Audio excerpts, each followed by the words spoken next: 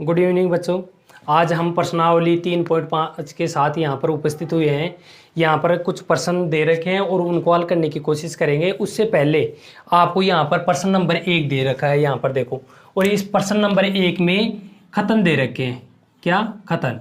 और ये वो खतन आपको समझने की कोशिश करना है। उससे पहले ये वीडियो यदि आप देख रहे हो ना, तो अपने पास बुक ज़रूर रखना, क्योंकि इसमें जो पहला प्रश्न है, देखो जो पहला प्रश्न है उसमें कुछ खतन दे रखे हैं। यहाँ पर मैंने लिखे नहीं है, लेकिन आपको यहाँ पर बताने की कोशिश करूँगा।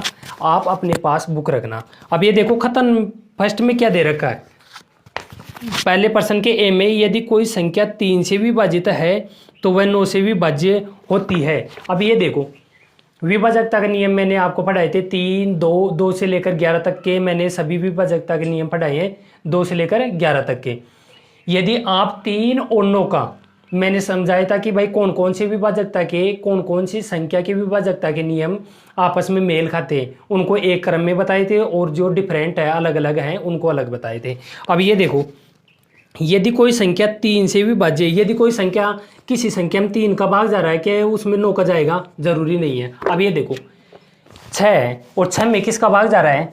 6 में 3 का भाग जा रहा है, लेकिन इसमें 9 का तो नहीं जा रहा है ना 6 में, तो ये इससे विभाज्य नहीं होगी, इसलिए ये खतन असत्य है। पहले में क्या लगाना है? असत्य।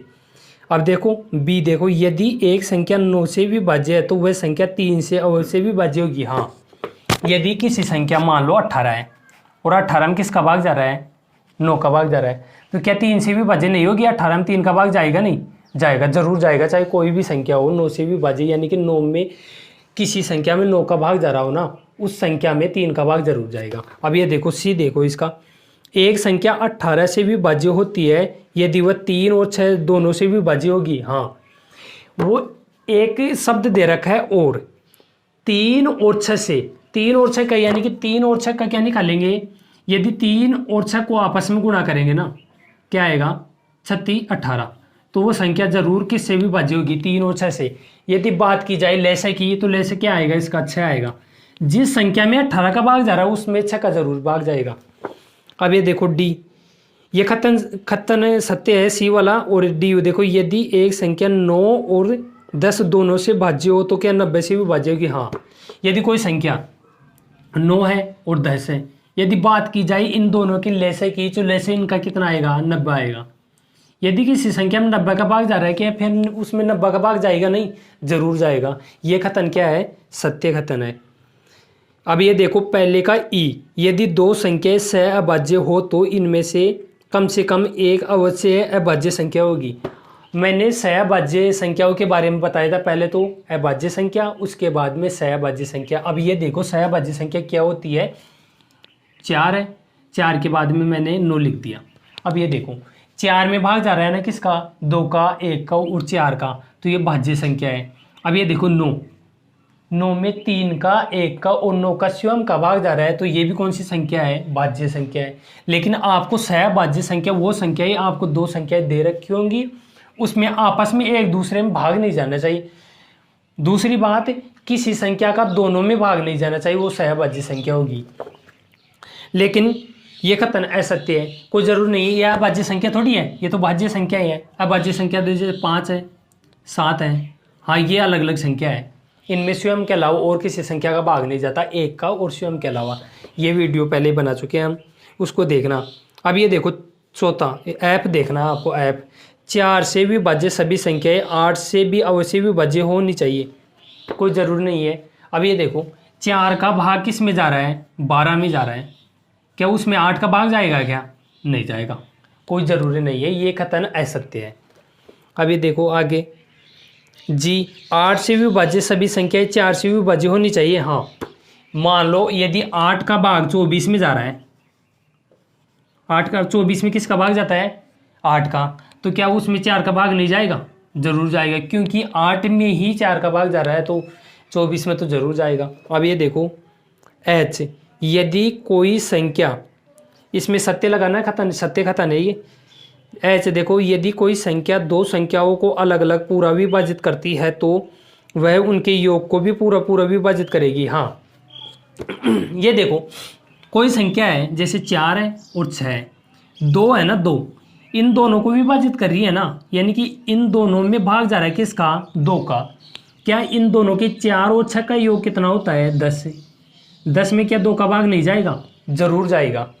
लेकिन उल्टा पूछ लिया जाए, यदि कोई दो संख्याओं का योग में किसी संख्या का भाग जाता है तो उनके अलग अलग, यदि इनको देखो, अगला देखो आई, यदि कोई संख्या दो संख्याओं के योग को पूरी तरह विभाजित करती है तो वह उन दोनों संख्याओं को अलग अलग विभाजित करेगी, कोई ज़रूरी नहीं है। अब ये देखो, कोई संख्या है 3 और 7, योग कितना हुआ, 10 हुआ ना। क्या इनमें 2 का भाग जाएगा, क्या 5 का जाएगा। 10 में तो 2 का भी भाग जाता है, 5 का भी भाग जाता है। क्या इनमें 3 में और 7 में 2 का और 5 का भाग जाएगा, क्या नहीं जाएगा। तो ये कथन कौन सा है, असत्य कथन है। अब चलते हैं दूसरे प्रश्न पर। दूसरा प्रश्न क्या कहता है, इससे पहले इसको यहाँ से क्लियर करते हैं। अब ये देखो, दूसरे प्रश्न को समझने की कोशिश करना आप। पहले प्रश्न को मैंने बता दिया, इसमें सत्य कथन और असत्य कथन के बारे में दे रखा होता है।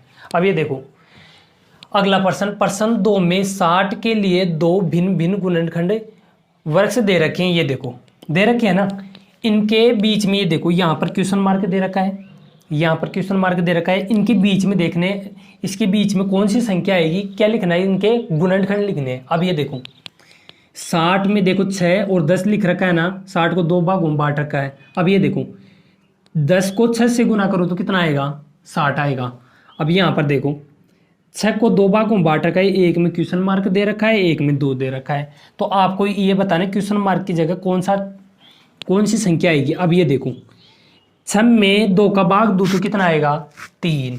अब ये देखो कौन सी संख्या से गुना करूं, उल्टा भी कह सकते हैं, कौन सी संख्या से गुना करूं 2 को कि 6 आ जाए, तो कौन सी संख्या आएगी, 3।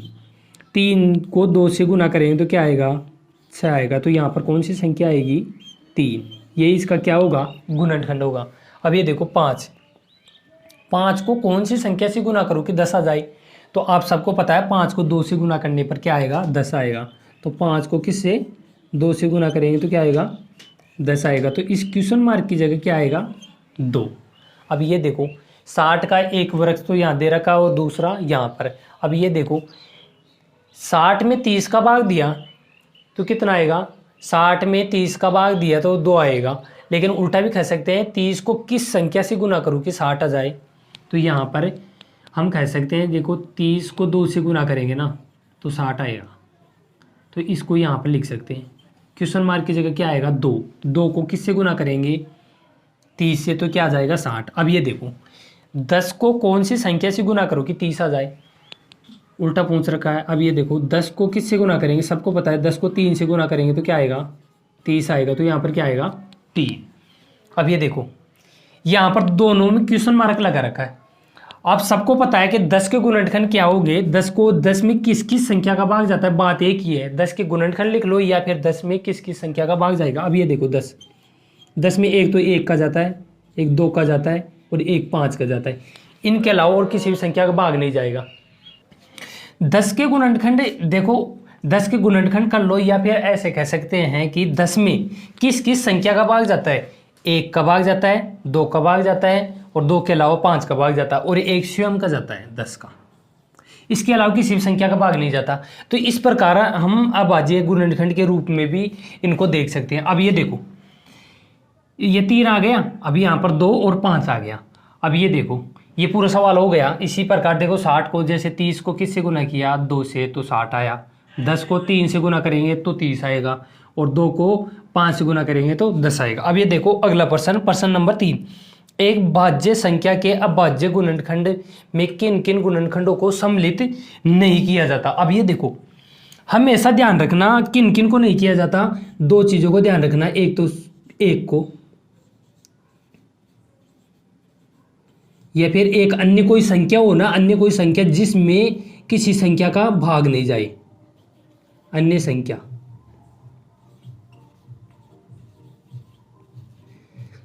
जिसमें किसी संख्या का भाग नहीं जाए, यह आपको पता होना चाहिए। क्योंकि एक ऐसी संख्या है जिसमें एक किसी भी संख्या में भाग चला जाता है एक का, तो एक का तो ना तो भाज्य मान सकते ना अभाज्य, लेकिन इनको इनके रूप में अभाज्य गुणनखंड के गुणनखंडों में सम्मिलित नहीं करने के रूप में चिन्हित कर सकते हैं। अब ये देखो चौथा प्रश्न क्या कहता है, 4 अंकों की सबसे बड़ी संख्या।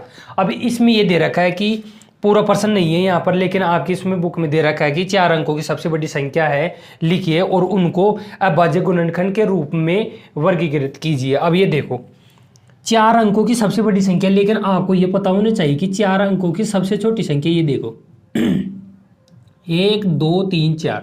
अब 4 अंकों की सबसे बड़ी संख्या, लेकिन आपको कैसे पता लगेगी कि 4 अंकों की सबसे छोटी संख्या ये 1000 है, जबकि 9999 सबसे बड़ी संख्या। अब ये देखो 999 है ना 3 अंकों की, इसमें 1 जोड़ेंगे तो कितना आएगा 1000, और लास्ट वाली संख्या ये। इसी प्रकार आप देख सकते हो। अब ये देखो अभाज्य गुणनखंड के रूप में देखने के लिए पहले आपको ये देखना पड़ेगा कि आपको मैंने विभाजकता के नियम जरूर पढ़ाए हैं। अब ये देखो लास्ट में क्या आ रहा है 9 9 9, हर जगह 9 आ रहा है, तो इसमें किस संख्या का भाग जाएगा 3 का। किसका 3 का।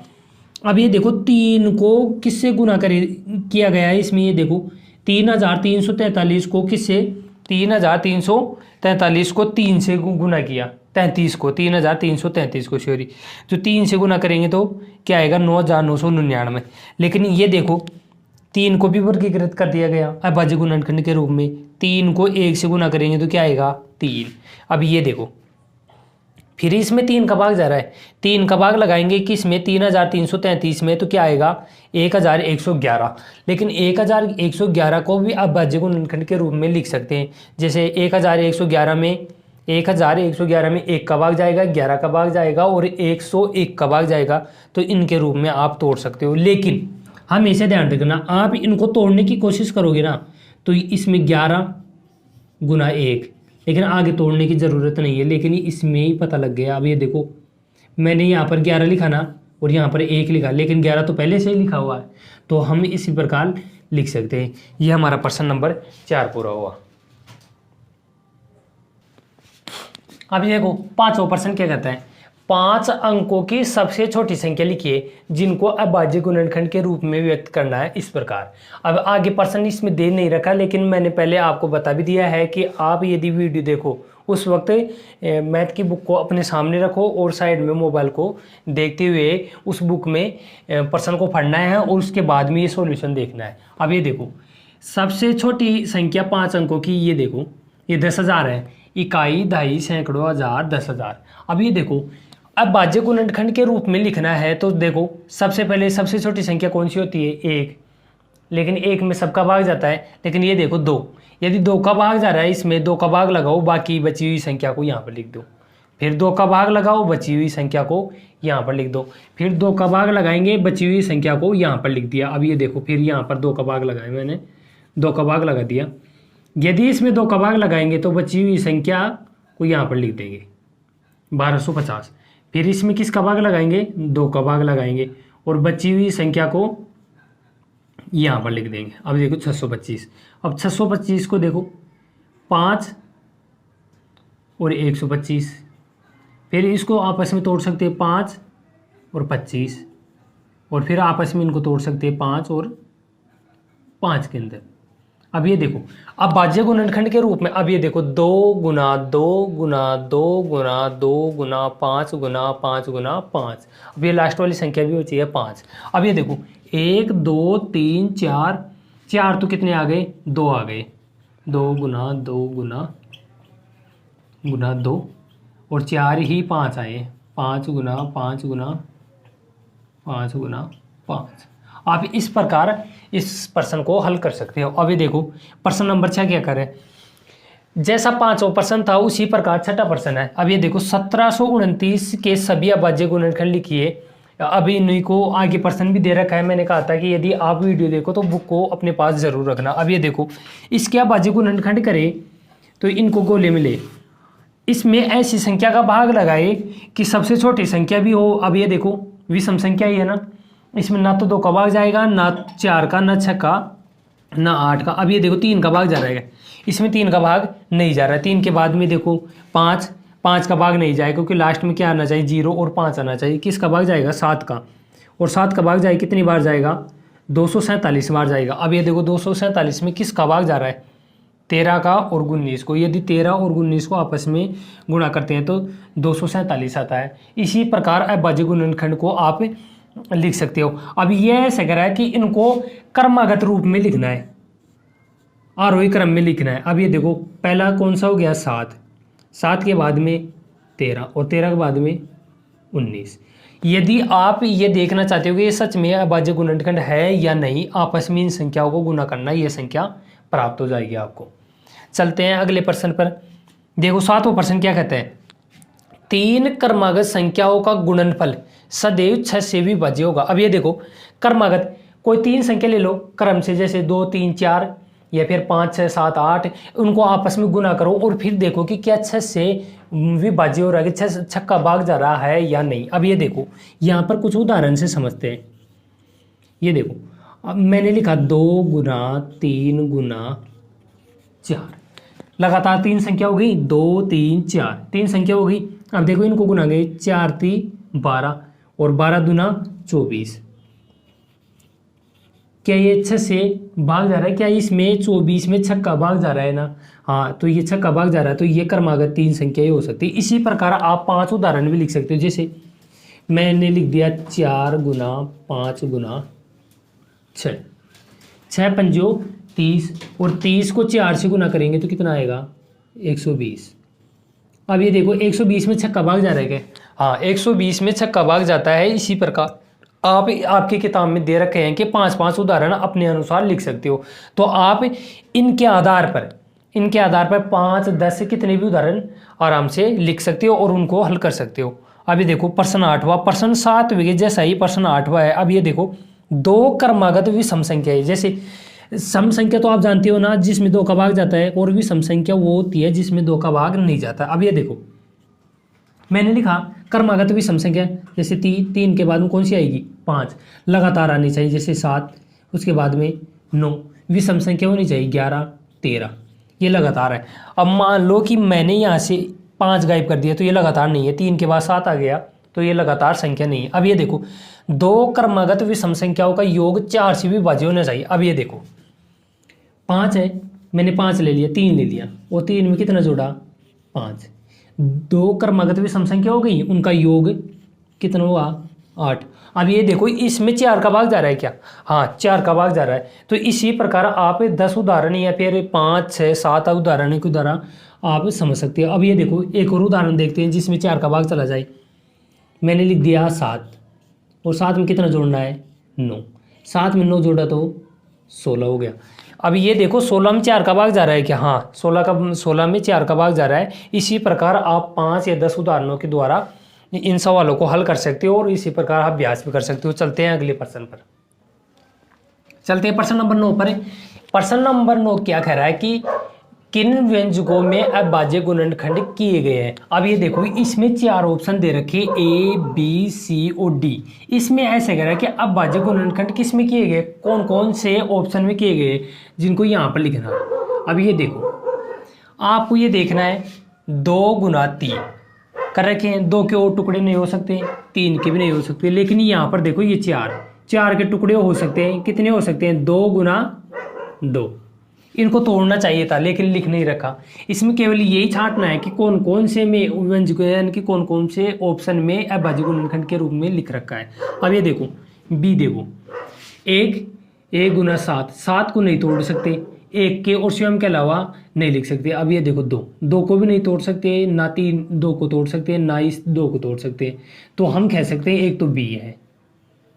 किसी भी संख्या को नहीं तोड़ सकते, जैसे 4 को तोड़ा उसी प्रकार इनको नहीं तोड़ सकते। अब ये देखो 70 है, 70 में 2 है, 2 के बाद में 5 है और 5 के बाद में 7 है। अब ये देखो अभाज्य संख्या नहीं है, यानी कि हम कह सकते हैं अभाज्य जो संख्या होती है 2 है 5 है 7 है, इनको स्वयं के और 1 के अलावा किसी संख्या का भाग नहीं जाता, तो ये भी अभाज्य गुणनखंड के रूप में लिखी हुई है, तो एक सी हो गई। अब ये देखो डी 54, 2 है, 2 को नहीं तोड़ सकते, 3 को भी नहीं तोड़ सकते, लेकिन ये देखो 9 को हम तोड़ सकते हैं, 3 गुना 3 के रूप में तोड़ सकते हैं, लेकिन लिख नहीं रखा इसमें। तो ये केवल यही पूछ रहा है किन किन व्यंजकों में अभाज्य गुणनखंड किए गए हैं। तो एक तो बी में किया गया है और एक सी में किया गया है। अब देखते हैं प्रश्न नंबर 10। प्रश्न नंबर 10 क्या कह रहा है, बिना भाग दिए ज्ञात कीजिए कि क्या, ये देखो 25,110 संख्या 45 से विभाज्य है क्या। लेकिन आपको 45 से विभाज्य है उससे पहले ये देखना है कि 45 के कितने गुणनखंड हो सकते हैं। अब ये देखो 45 के, लेकिन आपको ये बताना है 45 में किस किस संख्या का भाग जाता है। हम कह सकते हैं 45 में एक तो 1 का भाग जाता है, एक 3 का भाग जाता है, एक 5 का जाता है, एक 9 का जाता है, और 9 के अलावा स्वयं संख्या का 45 का जाता है। लेकिन हमको 45 को तो भूल जाना है, क्योंकि इन संख्याओं का भाग चला गया तो 45 का तो जाएगा। यदि 45 का जिस संख्या में भाग चला गया तो इस संख्या इन संख्याओं का तो जाएगा। अब ये देखो एक संख्या इसको भूल जाओ 3 को, क्यों, क्योंकि यदि जिस संख्या में 9 का भाग चला जाएगा उसमें 3 का तो जरूर जाएगा। लेकिन अब ये देखो 9 को 5 से गुना करूंगा तो क्या 45 ही आएगा क्या, हाँ 45 ही आएगा। लेकिन यदि ये इससे भी विभाज्य है तो इन 5 और 9 से भी विभाज्य होगी। तो आपको विभाजकता का नियम मैंने पहले पढ़ा चुका हूँ, इससे पहले जो वीडियो बनाया था ना, इससे पहले जाके प्ले स्टोर में जाके लिस्ट में जाके देखना, एक वीडियो बना हुआ है विभाजकता के नियम एवं उनकी उपयोगिता, तो उनको पहले पढ़ना है। अब ये देखो 2500 यानी 25,110, इसमें 5 का भाग जाएगा, क्यों, ये देखो लास्ट में किसी भी संख्या के लास्ट में यदि 5 आ जाए या फिर 0 आ जाए ना, उसमें किसका भाग जाएगा, 5 का, तो इसका 5 का तो भाग जाएगा। 9 का विभाजकता का नियम क्या पढ़ा था, 3 का और 9 का संख्या के जो दिए गए अंक है ना उनका योग में 9 का और 3 का भाग जाए ना तो उनमें वो संख्या 9 से विभाज्य होगी। अब ये देखो 2 में कितना जोड़ा 5 में कितना जोड़ा 1 प्लस 1 प्लस 0, 2 में 5 जोड़ा 7 और 1 8 और 1 9, और 9 में 0 जोड़ा तो 9। अब ये देखो योग कितना आया 9 में 9 का भाग जाता है और 3 का तो जा ही जाएगा। तो हम कह सकते हैं कि 25,110 में 45 और 45 को तो जा ही जाएगा। अब ये देखो 5 और 9 का भाग जाता है, अब भाग जाता है तो ये भी बाजी जरूर होगी, भाग जाता है, तो हम कह सकते हैं। अब ये देखो प्रश्न नंबर 11 संख्या 18। अब ये देखो प्रश्न नंबर 18 ये कह रहा है कि जो 18 संख्या है उसमें 2 और 3 से भी विभाज्य है, ये 2 का भाग जाता है 3 का भी जाता है। लेकिन उसमें एक चीज दे रखी, यदि 2 गुना 3 कर दूं मैं तो कितना हो जाता है 6, तो 6 का भाग चला जाता है। लेकिन आगे भी एक संख्या दे रखी है 4 और 6 से विभाज्य है। यदि यह 18 4 और 6 से विभाज्य है तो 4 गुना 6 से विभाज्य होगी क्या, 6 चौका 24 से विभाज्य होगी, नहीं होगी। लेकिन ये देखो 6 का भाग जा रहा है ना किस में, 24 में, तो 24 के अभाज्य गुणनखंड लिख सकते हैं ना, एक तो 1 का जाएगा, 2 का जाएगा, 3 का जाएगा, 4 का जाएगा, 4 के अलावा 6 का जाएगा, 12 का जाएगा और स्वयं का जाएगा। तो लेकिन किसका नहीं जाएगा, 24 का भाग किस में नहीं जाएगा, 18 में नहीं जाएगा। तो हम कह सकते हैं कि केवल किससे 2 और 3 से विभाज्य होगी और इसके गुणनफल से होगी, लेकिन 24 का भाग है 18 में नहीं जाएगा। अब चलते हैं प्रश्न नंबर 12 में। अब देखो प्रश्न नंबर 12 क्या दे रखा है, अब देखो आपके बुक में है, इसमें दे रखा है कि मैं 4 भिन्न भिन्न अभाज्य गुणनखंडों वाली सबसे छोटी संख्या हूँ, क्या आप मुझे ज्ञात कर सकते हैं। देखो भिन्न भिन्न होनी चाहिए और 4 अभाज्य गुणनखंड। अब ये देखो सबसे पहले अभाज्य संख्या ढूंढो सबसे छोटी जो क्रमागत भी होनी चाहिए। एक तो 2 है, 2 के बाद में 3 है, 3 के बाद में 4 नहीं है, क्या है 5 है, 5 के बाद में 6 नहीं है, क्या है अब 7 है। अब ये देखो 4 हो गई ना, भिन्न भिन्न हो गई ना, 2 3 5 और 7 हो गई। अब ये देखो क्या सबसे छोटी हूँ, क्या आप मुझे ज्ञात कर सकते हो। अब ये देखो इन संख्याओं का क्या करना है, हमको आपस में इनको गुना करना है, तो हमें वो संख्या प्राप्त हो जाएगी, सबसे छोटी संख्या प्राप्त होगी अभाज्य गुणनखंडों वाली। अब ये देखो यदि इनको आपस में गुना किया, 7 पंजों 35 और 35 को किससे गुना करेंगे, 3 दूनी 6 से। यदि 35 को 6 से गुना करूंगा तो कितना आएगा, 0 हासिल की 1, 6 दूनी 18 और 18 में 3 जोड़ा तो 21, 210 ऐसी एकमात्र संख्या है जो अभाज्य गुणनखंड के रूप में व्यक्त कर सकते हैं। लेकिन साथ साथ क्या है, जो अभाज्य संख्या है ना उनके रूप में अब देखो क्रमागत है 2 3, 5 और 7। यदि भी बात की जाए अगली संख्या की तो अगली संख्या 3 हो जाएगी, 5, 7 और 7 के बाद में अभाज्य संख्या देखना है जिसमें किसी संख्या का भाग नहीं जाए स्वयं के अलावा, तो क्या होगी 11। तो इनको आपस में गुना करेंगे तो अगली संख्या प्राप्त हो जाएगी। लेकिन सबसे छोटी संख्या पूछ रहा है ये, सबसे छोटी संख्या कौन सी होगी? 210। इसी प्रकार आप इन सवालों को, यदि आप इन सवालों को अच्छी तरह समझे हो ना, तो इसी प्रकार का कोई भी सवाल आ जाए ना तो आप उनको हल कर सकते हो। इसी प्रकार ये प्रश्नावली इसी के साथ पूरी होती है। चलते हैं अगली वीडियो में।